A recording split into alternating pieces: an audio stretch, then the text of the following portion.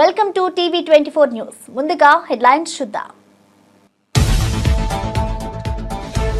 గాంధీ భవన్ లో TPCC PSS సమావేశం. TPCC chief Mahesh Kumar Goud అధ్యక్షతన సమావేశం. హాజరైన CM Revanth Reddy, AICC incharge Meenakshi Natarajan, deputy CM Bhatti.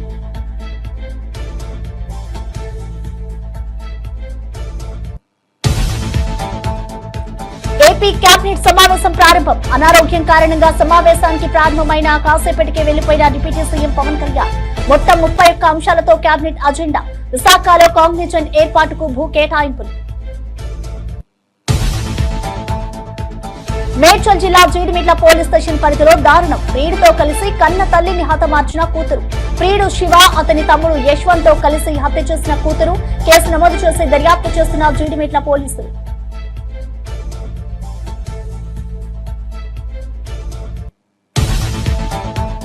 కాల్పుల విరమణకు అంగీకరించిన నేతన్యాహు. ట్రంప్ కు థాంక్స్. అమెరికా అధ్యక్షుడికి ధన్యవాదాలు తెలిపిన ఇజ్రాయెల్ ప్రధాని. ఇరాన్ అణుముప్పు తొలగిందని ప్రకటన. పశ్చిమాసియాలో చల్లారిన యుద్ధ వాతావరణం.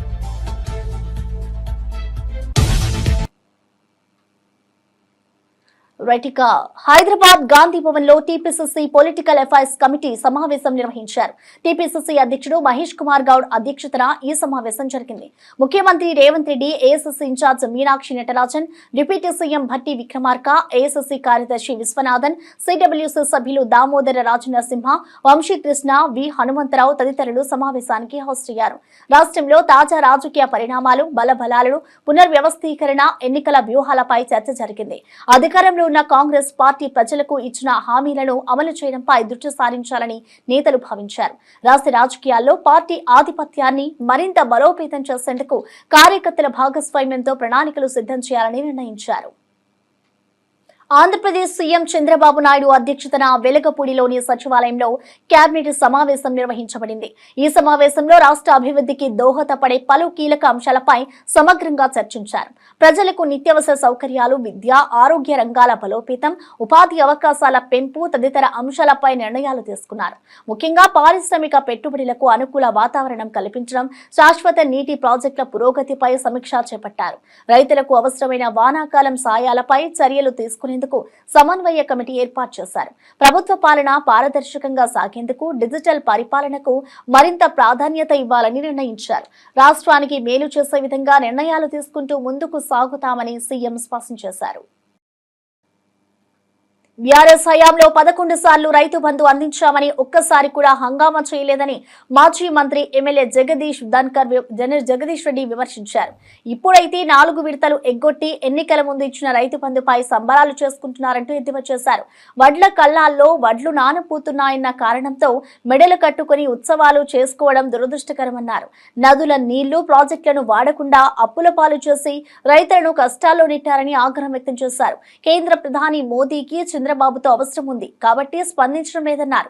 కానీ తెలంగాణ ఎంపీలను గెలిపించింది ప్రజలే, మరి వారు ఎందుకు నోరు విప్పడం లేదని నిలదీశారు. నీరు సముద్రంలో కలుస్తోంది అనే ప్రచారమే చంద్రబాబుతో కూడిన కుట్ర అని ఆరోపించారు. తెలంగాణ హక్కులను తాకట్టు పెట్టి బయటపడాలనే ఆలోచనతో ఆయన పని చేస్తున్నారని విమర్శలు గుప్పించారు. ఎవరి మీద ఎవరు నిబంధనసుకుందామా అన్న ప్రయత్నం చేయడం కాదు, అందరికీ కలిసి గోదావరిని కాపాడుకోవడం కొరకు ఏం ప్రయత్నాలు చేయాలో అవి చేయాల్సిన అవసరం ఉంది. ప్రత్యేకించి రాష్ట్ర ప్రభుత్వంగా చంద్రబాబును చర్చలకు పిలుద్దామనే మాట ఏదైతుందో దానికి మించిన దరిద్రపు కొట్ట ఆలోచన ఇంకొకటి ఉండదు. మనం చేయాల్సింది, మన రాష్ట్ర ప్రభుత్వం చేయాల్సింది వెంటనే అపెక్స్ కౌన్సిల్ మీటింగ్కు కాల్ఫర్ చేయమని చెప్పి డిమాండ్ చేయాలి మన ముఖ్యమంత్రి. అపెక్స్ కౌన్సిల్ సమావేశం వెంటనే ఏర్పాటు చేయండి, దాంట్లో మా రాష్ట్ర ప్రభుత్వం యొక్క అభిప్రాయం మేము చెప్పే అవకాశం ఇవ్వండి అని చెప్పి డిమాండ్ చేయాలి వాళ్ళ మన ముఖ్యమంత్రి, కేంద్ర జలశాఖ మంత్రికి చైర్మన్ కాబట్టి ఆయన వెంటనే దాన్ని డిమాండ్ చేయాలి. అసలైన స్టెప్ అది. మొట్టమొదటిగా అపెక్స్ కౌన్సిల్ అనుమతి అవసరం కాబట్టి అక్కడ నీ నిరసన తెలియజేయాలి. నీ రాష్ట్ర ప్రభుత్వం ఏమనుకుంటుంది, రాష్ట్ర ప్రజల ఆలోచన లేనిది అనేది చెప్పాల్సిన వేదిక అది, అధికారిక వేదిక అది, మనకు రాజ్యాంగం ద్వారా వచ్చిన హక్కు అది. మీరు దాన్ని వినియోగించకుండా చంద్రబాబుతో చర్చలు చేస్తాం, ఇంకోటితో చర్చలు చేసడం అనేది అది ప్రజలకు ద్రోహం చేయడం అవుతుంది, తెలంగాణ ప్రయోజనాలకి నష్టం కలిగించడం అవుతుంది తప్ప ఇంకోటి కాదు. మేము స్పష్టంగా విజ్ఞప్తి చేస్తా ఉన్నాం. వెంటనే ఫస్ట్ చేయాల్సిన పని అపెక్స్ కౌన్సిల్ సమావేశానికి డిమాండ్ చేయాలి, అక్కడ మన అభ్యంతరాన్ని తెలియజేయాలి. ఎట్టి పరిస్థితుల్లో తెలంగాణ ఒప్పుకోవడం లేదనే విషయాన్ని స్పష్టంగా చెప్పాల్సిన అవసరం ఉంది. దానికి కావాల్సిన పద్ధతుల్లో మిగతా రాజకీయ పార్టీలన్నీ మద్దతు తీసుకోండి. ఇవాళ మొత్తం 16 మంది ఎంపీలు పోయి చెప్పండి. అవసరం ఉంటే రాజ్యసభ ఎంపీలు, పార్లమెంటు, లోక్సభ ఎంపీలు అందరూ కూడా కలిసిపోయి. మేడ్చల్ జిల్లా జీడిమిట్ల పోలీస్ స్టేషన్ పరిధిలోని ఎన్ఎల్బీ నగర్లో దారుణం చోటు చేసుకుంది. ప్రేమ వ్యవహారంపై తల్లితో ఘర్షణ పెరిగిన 10వ తరగతి చదువుతున్న 16 ఏళ్ల కూతురు తల్లిని మృతి చెందించారు.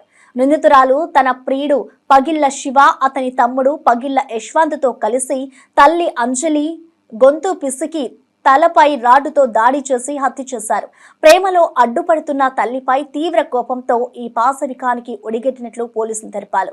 ఘటనకు సంబంధించి కేసు నమోదు చేసిన జీడిమిట్ల పోలీసులు ముగ్గురిని అదుపులోకి తీసుకుని విచారణ చేస్తున్నారు. స్థానికంగా ఈ దారుణ ఘటన తీవ్ర కలకలం రేపుతోంది. 10వ తరగతి చదువుతున్న ఓ బాలిక ఇలాంటి అమానుష చర్యకు పాల్పడడం పట్ల స్థానికులు ఆవేదన వ్యక్తం చేస్తున్నారు. అందరితో మంచిగానే ఉంటది. దాని బిడ్డకు ఇన్స్టాగ్రామ్ లో శివ అనేటోడు పరిచయం అయిందంట. అది ఒక 5 days కింద లేచిపోయింది. 5 days కింద లేచిపోతే పోలీస్ స్టేషన్ లో కంప్లైంట్ ఇచ్చిందంట. పోలీస్ స్టేషన్ లో కంప్లైంట్ ఇస్తే సార్ వాళ్ళు వెళ్ళి అబ్బాయిని తీసుకొచ్చి అమ్మాయిని తీసుకొచ్చిల్లంట. నా బిడ్డ 3 రోజుల నుంచి వాడి ఇంట్లో ఉంది, నా బిడ్డకి ఏమన్నా అయింది ఒకసారి టెస్ట్ చేయండి సార్ అంటే కోర్టు తీర్పు వస్తుంది, ఇవాళ చెక్ చేపిద్దామని చెప్పి సార్ మంగళవారం పెడదామని సిఐ గారు అన్నారంట.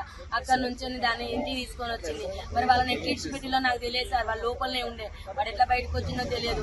మా అమ్మ ఇంట్లో పూజ చేస్తాను రమ్మని బిడ్డ పిలిచిందంట. వెనకాలకి వెళ్ళి చెల్లె పూజ చేస్తాంట. వెనకాలకి వెళ్ళి తన చున్ని తీసుకొచ్చే వెనకాలకి వెళ్ళి వేసి బుద్ధి చంపేసి సార్. చంపిన తర్వాత నా చెల్లె చావలేదంట, కొనుక్కుతో కొట్టుకుంటా అంటే మళ్ళీ పిలిచిందంట. వాడు పోయిన తర్వాత రా మా అమ్మ చచ్చిపోలేదు, చంపేసినాక మన ఇద్దరు వెళ్ళిపోతే రమ్మంటే వాడు మళ్ళీ వచ్చి సుత్తే కొట్టే సుత్తతోని కంతలు ముక్కులు కొట్టి ఇవన్నీ గట్టిగా పిసికేసి ఇట్లా ఊరేసి కడుపులంతా గుద్ది చంపింది సార్. నా చెల్లె ముక్కు నుంచి బ్లడ్, నోటి నుంచి బ్లడ్, ఇల్లంతా పెరుగులాట చేసింది. వాళ్ళిద్దరితో మస్తు కొట్లాడింది నా చెల్లె బ్రతకడానికి, కానీ అవ్వలేదు. నా చెల్లె పెద్ద బిడ్డ చేసింది సార్, దాని వల్ల లవర్ చేసింది సార్ శివానటోడు. అమ్మా నా చిన్న బిడ్డను బయటికి పంపించిల్లు, నా చిన్న బిడ్డ ఉంటే చంపకపోవు. అది 8 నెలల నుంచి ప్లాన్ చేసిన సిఐ గారికి కంప్లైంట్ ఇచ్చింది. ఇప్పుడు తీసుకొచ్చిల్లు సార్, ఇప్పుడు పొద్దున తీసుకొచ్చిల్లు. వాళ్ళని ఫస్ట్ కేసు పోయినప్పుడు 2 సార్లు తీసుకొచ్చి లోపల వేసిల్లంట. సికింద్రాబాద్ ఉజ్జయిని మహంకాళి బోనాల ఉత్సవాలను చరిత్రలో నిలిచిపోయేలా నిర్వహించనున్నట్లు రవాణా శాఖ మంత్రి పొన్నం ప్రభాకర్ ప్రకటించారు. జూలై 13న జరగనున్న బోనాల నేపథ్యంలో అమ్మవారిని దర్శించిన అనంతరం ఆలయ ప్రాంగణంలో వివిధ శాఖల అధికారులతో సమీక్షా సమావేశం నిర్వహించారు. ఈ సందర్భంగా అధికారులకు అన్ని సౌకర్యాలు కల్పించేందుకు స్పష్టమైన ఆదేశాలు ఇచ్చారు. లక్షలాది భక్తులు పాల్గొనే ఉత్సవం కావడంతో పోలీస్ బందోబస్తు, ఆరోగ్య సేవలు, రవాణా సౌకర్యాలపై సమన్వయంగా వ్యవహరించాలని సూచించారు. రాజకీయాలకు అతీతంగా అన్ని వర్గాలు ఈ ఉత్సవాల్లో భాగం కావాలని పిలుపునిచ్చారు. సమీక్షలో మంత్రి తలసాని శ్రీనివాస్ యాదవ్, అధికారులు పాల్గొన్నారు. మహంకాళి అమ్మవారి బోనాలు ఘనంగా విజయవంతంగా నిర్వహించేందుకు ప్రభుత్వం పూర్తి స్థాయిలో సిద్ధమవుతోంది. చాలా కాలంగా ఈ దేవాలయ నిర్వహణ లోపల దేవాలయ ఏర్పాట్లకు సంబంధించి భాగస్వాములు అవుతున్నటువంటి అందరికీ కూడా హృదయపూర్వక ధన్యవాదాలు. ఎందుకంటే మీకు ఆ అమ్మవారు సేవ చేసే అవకాశం ఇచ్చింది. ఇప్పుడు కూడా ఈ ఉత్సవాల్లో కూడా ప్రభుత్వం తరఫున అన్ని రకాల ఏర్పాట్లు చేస్తూ ఉన్నాం. అధికారులు మేము ముందటనే ఆయా శాఖలకు సంబంధించి ఏం చేస్తూ ఉన్నారో చెప్తా ఉన్నారు. ఎక్కడ కూడా పొరపాటున ఏ ప్రమాదం జరగకుండా, ఎటువంటి ఇబ్బంది లేకుండా కొంత సమన్వయంతో ఓపికగా ఈ వేడుక నిర్వహించుకుంటే అందరికీ సంతోషం అనేటువంటి వాటి సందర్భంగా మనవి చేస్తూ ఉన్నాం. టెంపుల్ ఈవో గారిని కోరుతున్నాం, లోపల కొంత టెంపుల్ ఎలక్ట్రిసిటీ లైన్స్ అన్నింటినీ రీచెక్ చేయించండి. ఇంతకుముందు డీసీపీ గారు చెప్పినట్టుగా, ఎందుకంటే ఎలక్ట్రిసిటీ ఇస్ ఏ ఫాస్టెస్ట్ ఇమీడియట్గా రియాక్ట్ అయ్యేటువంటి డేంజరస్ థింగ్. సో ఎక్కడ కూడా చిన్న లూజ్ అవసరమైతే కొత్త వైర్ కొనుక్కోండి. ఎండోమెంట్ కమిషనర్ గారు ఇక్కడే ఉన్న వెంకట్రావు గారు, వారు కూడా ఒకసారి సూపర్వైజ్ చేయండి. ఫస్ట్ ప్రివెన్షన్ ఎలక్ట్రిసిటీ తరఫున ఎక్కడ కూడా ప్రమాదం ఏర్పడకుండా తీసుకోవాల్సిన చర్య. తర్వాత మన కొత్తగా ఈ టెంపుల్కి సంబంధించిన వాళ్ళు చెప్తా ఉంటే ఆ జాలి ఒకటి ఇబ్బంది ఉంది. కానీ రాతగాయ బాతగాయ మళ్ళీ పండుగ సెలబ్రేషన్ మీటింగ్ పెట్టాం. దాని తర్వాత మళ్ళీ రివ్యూ లేదని తప్పు. పండుగ అయిపోయిన తర్వాత వెంటనే జాలి ఏర్పాట్లు రిపేర్కి సంబంధించిన వెంకట్రావు గారు ప్రత్యేకించి శ్రద్ధ తీసుకోవాలి. ఎందుకంటే కొంత తోపులాట ఇంకో సందర్భంలో జాలికర కూడా పక్కడబందిగా ఉండాలనేటువంటి మాట కోరబడుతుంది. పోలీసులు పూర్తిగా లీనమై సహకారం చేస్తారు. జిహెచ్ఎంసీ వాళ్ళు కూడా దీనికి సంబంధించినటువంటి పారిశుద్ధ కార్మికులతో మొదలైతే కమిషనర్ దాకా దీనికి సంబంధించిన లీనమవుతారు. మిగతా అన్ని డిపార్ట్మెంట్స్ రెవెన్యూ పరంగా ఎండోమెంట్ పరంగా అందరూ కూడా ఇన్వాల్వ్ అయినప్పటికీ ప్రజల భాగస్వామ్యమే అన్నిటికంటే ముఖ్యం. కాబట్టి ఇక్కడికి వచ్చేటువంటి భక్తులు మెహమానీ నవాజీ మే హైదరాబాద్ కభీ కమీ నహీ దిఖాయా. ఆతిథ్యం ఇవ్వడంలో హైదరాబాద్ నగర ప్రజలు ఎప్పుడు కూడా ఎవరికి తీసిపోరు. కాబట్టి ఇప్పుడు వచ్చే లక్షలాది మంది భక్తులు లష్కర్ బోనం ఏదో సికింద్రాబాదో ఈ ఏరియా ఈ ప్రాంతానికి సంబంధించింది కాదు. తెలంగాణ దేశ విదేశాల నుంచి వచ్చేటువంటి భక్తులకు ఇక్కడికి వచ్చేటువంటి వాళ్ళ సౌకర్యం కోసం స్థానిక హైదరాబాద్ ప్రజలు వారి యొక్క ఆతిథ్యానికి మారుపేరైనటువంటి మనం ఉర్దూలో చెప్పుకోవడం ఎప్పుడు మనం మాట్లాడతాం ఏ సందర్భంలోనైనా मेहमानी नवाजी में कभी कम नहीं है हैदराबाद वो आने वालों के लिए हमारा दरवाजा कभी खुला रहे सबका हम मेहमानी नवाजी दिखाएंगे అన్నట్టుగా దయచేసి నేను మిమ్మల్ని అందరినీ కోరుతా ఉన్నా హైదరాబాద్ ఆతిథ్యానికి మారు పేరు ఇచ్చే విధంగా ఎక్కడికి ఎక్కడ వాళ్ళు ఎందుకంటే నాకు తెలుసు ప్రతి శ్రీకాళహస్తి పట్టణంలోని బీసీ హాస్టల్లో విషాదం నెలకొంది. మంగళవారం ఉదయం టిఫిన్ చేసిన అనంతరం 16 మంది విద్యార్థులకు వాంతులు, విరేచనాలు, కడుపు నొప్పి వంటి లక్షణాలు కనిపించాయి. ఫుడ్ పాయిజనింగ్ కారణంగా విద్యార్థులు తీవ్ర అస్వస్థతకు గురయ్యారు.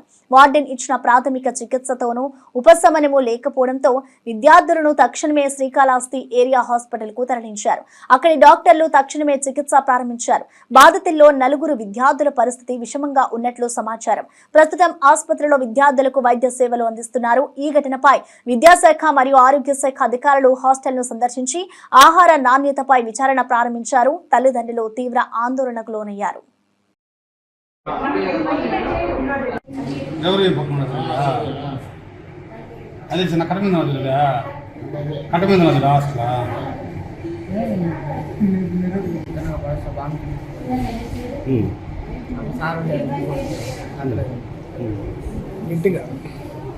ఎంతమంది అయ్యారు నేను 15 మంది.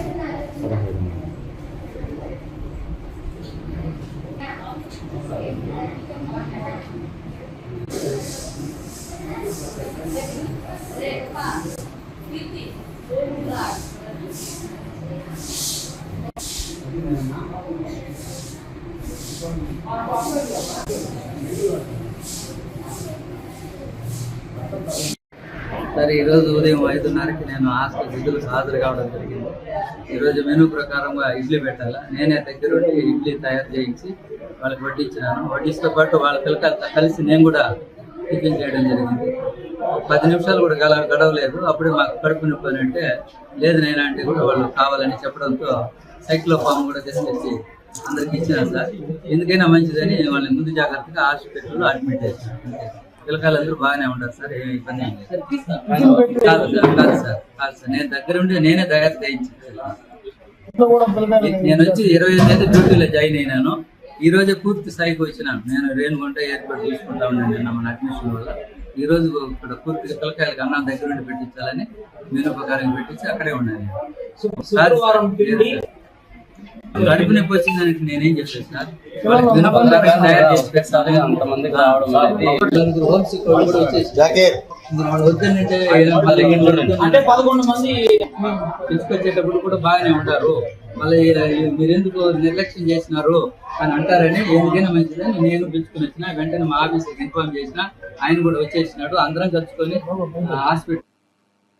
ప్రకాశం జిల్లా సత్యవానిపాలెం గ్రామంలో హృదయ విదారక ఘటన చోటు చేసుకుంది.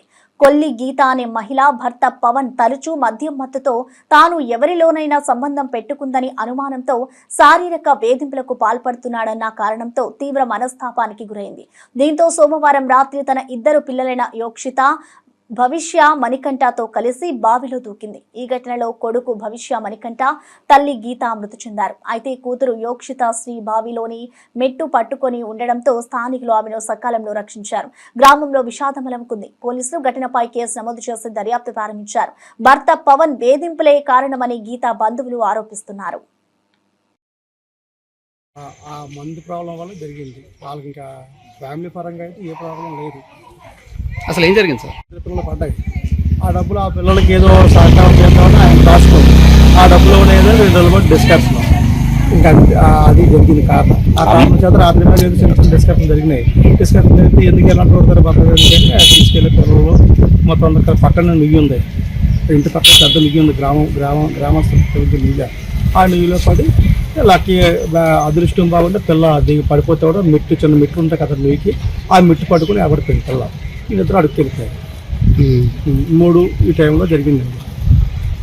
అమ్మఒడికి పడిన డబ్బుల కోసం అది అంటే దాన్ని తప్పు అనకూడదు, భగవంతుడు వాళ్ళకి ఇచ్చిన అవకాశం. కానీ ఆ డబ్బులు ఏంటంటే పిల్లలకి ఏదో సద్వినియోగం చేసుకుందామని దాచుకుంటుంది.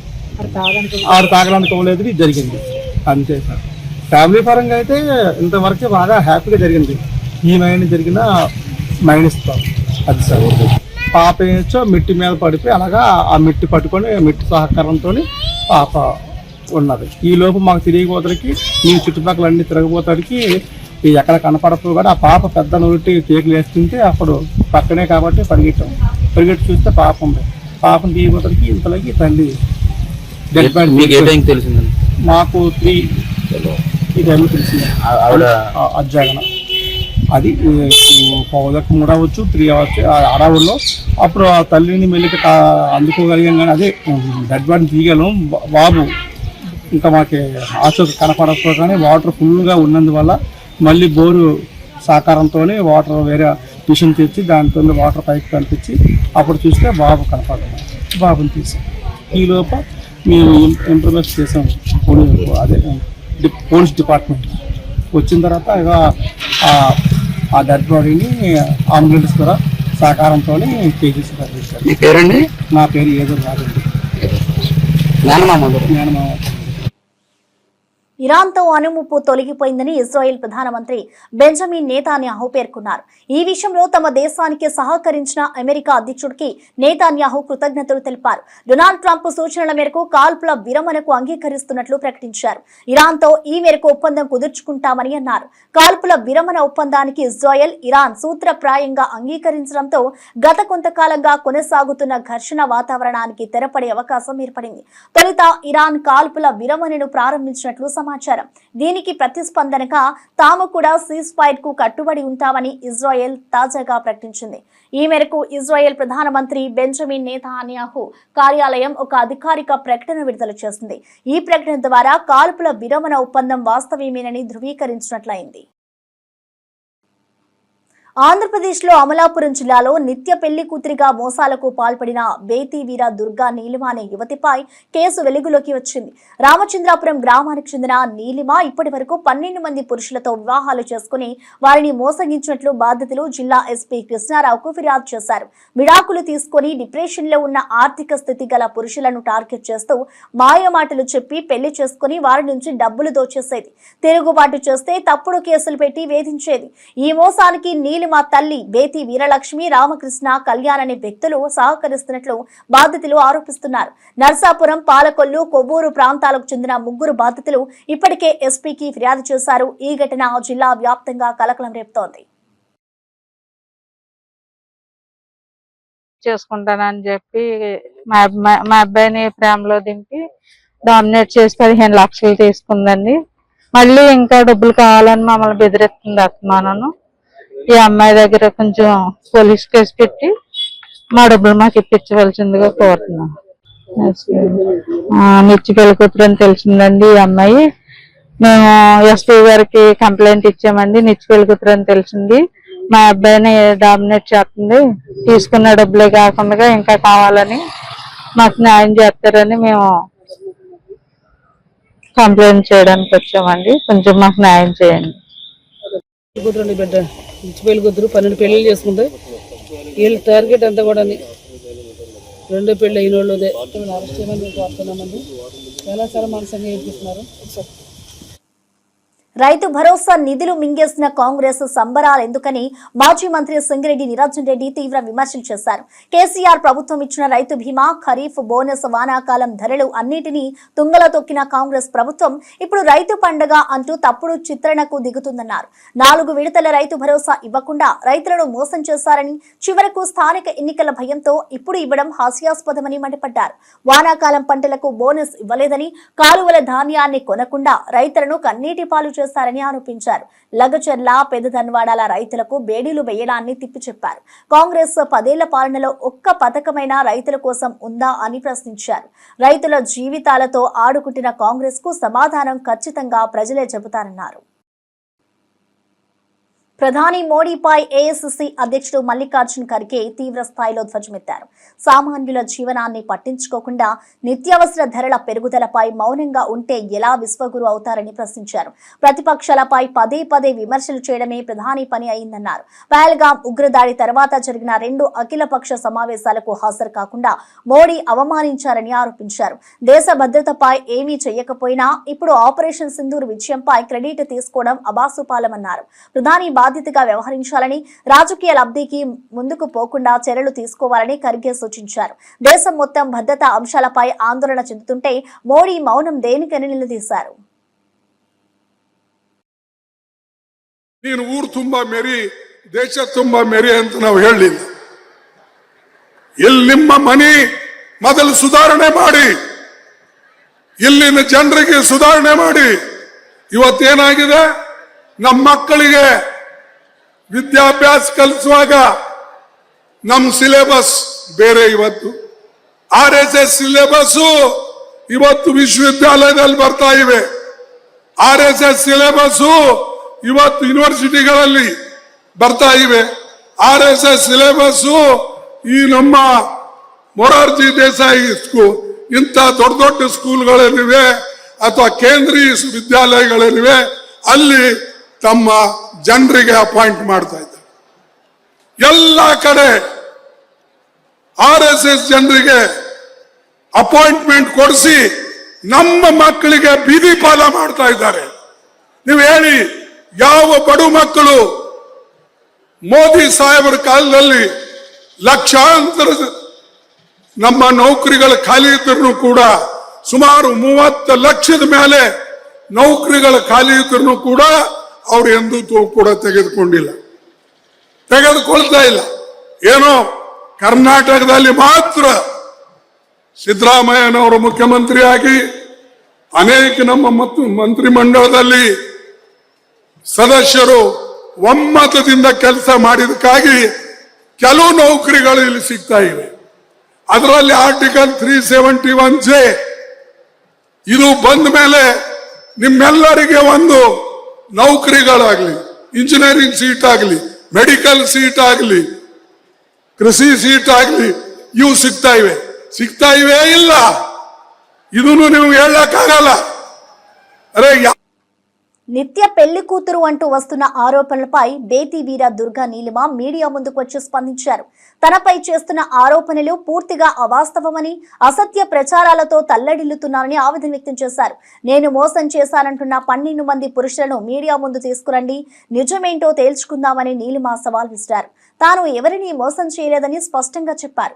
న్యాయం కోసం పలువురు రాజకీయ నాయకులకు ఫిర్యాదు చేసినా ప్రయోజనం లేకపోయిందని తెలిపారు. తన పరువు మీద తప్పుడు ప్రచారం జరుగుతోందని రామచంద్రాపురం పోలీసులకు ఫిర్యాదు చేశారని చెప్పారు. తప్పుడు ఆరోపణలతో తన జీవితం దెబ్బతింటుందని వాపోయారు.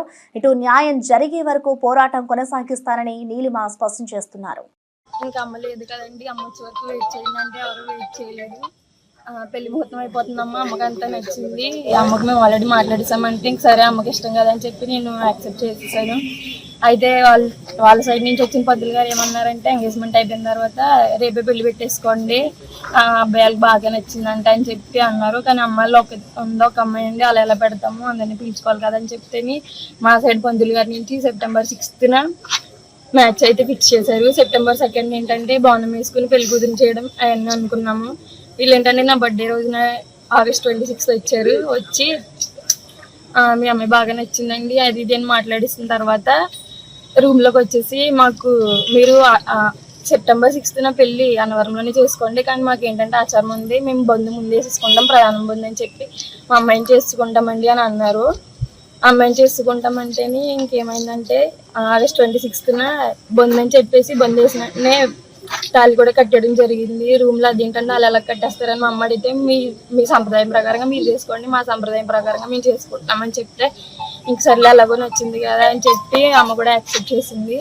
ఆ తర్వాత సెప్టెంబర్ 2nd మేము బోనం వేసుకుని పెళ్లి కూతురిని చేసుకోవడం అన్నీ జరిగినాయండి. సెప్టెంబర్ 2nd ఏంటంటే అమ్మకు కాల్ వచ్చింది, ఏమనంటే ఆల్రెడీ మ్యారీడ్ కదా, ఎలా చేసుకుంటాం, మాకు డివోర్స్ అవ్వకుండా మీరు ఎలా చేసుకుంటారు, నాకు 2 పిల్లలు ఉన్నారు, ఒక పాప బాబు ఉన్నారు, వాళ్ళిద్దరికి నేను ఎలా అన్యాయం చేయాలనుకుంటున్నారు, మీకు కూడా ఆడపిల్ల ఉంది కదా అంటే మా అమ్మాయికి అప్పటికప్పుడు అన్ని ఎంక్వైరీ చేస్తే ఇతను పెద్ద ఫ్రాడ్ అని తెలిసిందండి. ఇంకా ఇలాగ అమ్మాయిల్ని పెళ్లి చేసేసుకుని వేరే ఇలా న్యూస్లు చెప్తే ఇంకా మేము ఇక్కడ రామచంద్రపురం పోలీస్ స్టేషన్కి వచ్చి కేసులు అవి ఫైల్ చేసాం. కేసులు అవి ఫైల్ చేస్తే వీళ్ళు ఫస్ట్ పట్టించుకోలేదండి. అంటే ఆ రోజు నైట్ వచ్చాము, బాగానే మాట్లాడారు. కానిస్టేబుల్ ఒక అతను ఉన్నారండి, జిఏ మల్లికార్జునరావు అని చెప్పి ఒక అతను ఉన్నాడు. ఆయన ఏంటంటే ఆడపిల్లలు 10 దాటికి ఉండకూడదు అమ్మ, అర్జున్ ఇక్కడి నుంచి వెళ్ళిపోవడానికి కేకలేసేస్తే సర్లే అలాగే ఇంకా అన్ని మాట్లాడేసుకున్నారు కదా. నెక్స్ట్ డే మార్నింగ్ వచ్చి ఇంకా తేల్చేసుకుందాం అన్నట్టుగా మాట్లాడిన తర్వాత నెక్స్ట్ డే మార్నింగ్ వచ్చిన తర్వాత వాళ్ళు ఇక్కడ ఏం తేల్చుకోవట్లేదు, కోర్టు చేసుకుంటాను అంటున్నారు. వెళ్ళి కోర్టులో తేల్చుకున్నా అంటే సరే ఇంక చెప్పి ఇంకా అలా అన్నీ తిరిగామండి. ఎస్పీ ఆఫీస్కి, అమలాపురం ఎస్పీ ఆఫీస్ కానీ మళ్ళీ జనసేన పార్టీలు కానీ తిరిగామండి. మిడిల్ ఈస్ట్ లో కొనసాగుతున్న ఉద్రిక్త పరిస్థితుల నేపథ్యంలో ప్రజాశాంతి పార్టీ అధ్యక్షుడు కేఏ పాల్ ఆందోళన వ్యక్తం చేశారు. న్యూయార్క్ లోని ఐక్యరాజ్య సమితి ప్రధాన కార్యాలయం ఎదుట మీడియాతో మాట్లాడిన కేఏ పాల్ 3వ ప్రపంచ యుద్ధాన్ని అరికట్టే చర్యలు తీసుకోవాలని గ్లోబల్ లీడర్లను కోరారు. లక్షలాది మంది ప్రాణాలు కోల్పోతున్నారని, $1 ట్రిలియన్ సమృద్ధి నాశనమవుతుందని తెలిపారు. యుద్ధం వల్ల మానవత్వం నాశనం అవుతుందని పేర్కొన్నారు. అమెరికా అధ్యక్షుడు డొనాల్డ్ ట్రంప్, ఇజ్రాయెల్ ప్రధాని నేతాన్యాహు, ఇరాన్ నాయకత్వం, రష్యా అధ్యక్షుడు పుతిన్తో పాటు UN జనరల్ సెక్రటరీ ఈ సమస్యపై తక్షణమే జోక్యం చేసుకోవాలని కోరారు. ప్రపంచ శాంతికి తన వంతు బాధ్యతగా ఈ విజ్ఞప్తి చేస్తున్నారని తెలిపారు. To plead with all the leaders, including UN Secretary General, presidents and prime ministers that are my friends, and some who have been recently elected. What are we waiting for? Are we waiting for World War III? Are we going to stop Iran-Israel war before it becomes World War III? I'm asking my friends, why are you silent? I remember during Iraq war, Mexican President Fox, Jacques Chirac of France stood with me, said enough is enough, let's not invade Iraq. But we did. Have we not learned from Iraq, Iran, Syria, Libya, Sudan? Why again starting another war with Iran and Israel?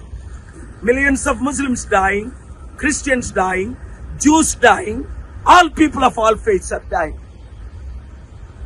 Pick up the phone, call President Trump, call Prime Minister Netanyahu, call Iranian leadership, call China, Russian leadership. As I am doing, you do your part. My dear friend, who much is given, much is required. I'm also calling all of you people, call your presidents and prime minister to pick up the phone call and stop this unnecessary avoidable war. Trillions lost, millions are dying, people are starving. Do you remember Hiroshima, Nagasaki? Hundreds of thousands are dead. Now millions and tens of millions will die if we don't take it. ఇప్పటివరకున్న news bulletins.